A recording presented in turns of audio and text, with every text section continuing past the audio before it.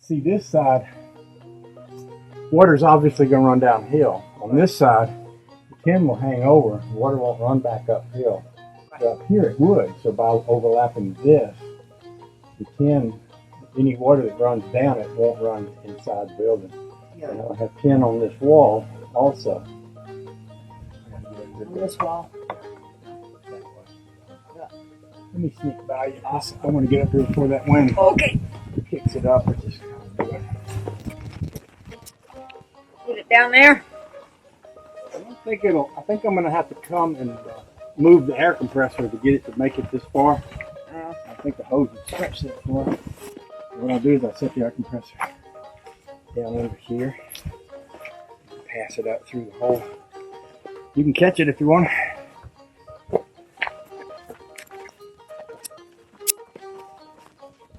Good time. Just in time.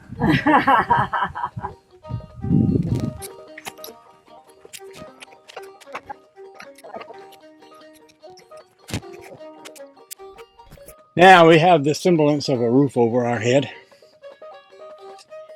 Pulled pretty snug.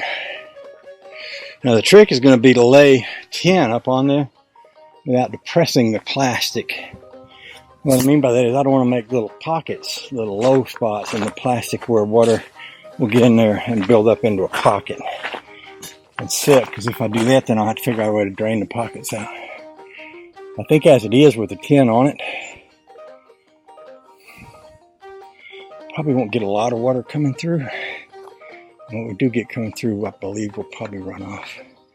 And the tin is down there behind that insulation. If you look over that silver trailer, you see that yellow stuff. Well, the tin is down in there.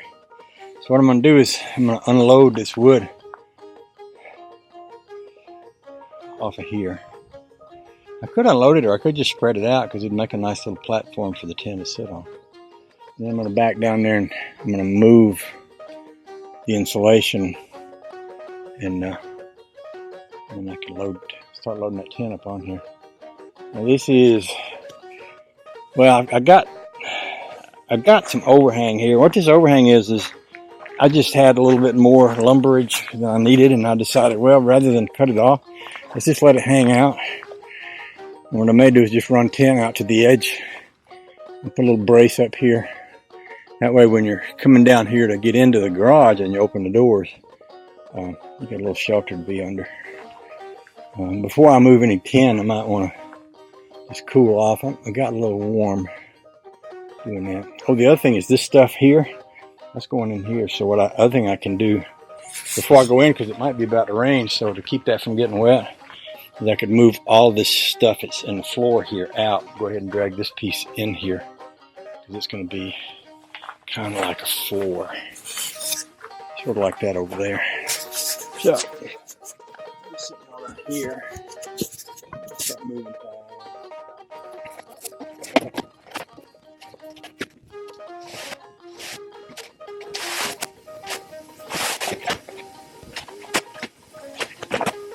I may wind up trimming this, but I'm not sure how I'm going to do, or how I want to do it. I'm going to just take a few minutes and give some thought to what I got going on here.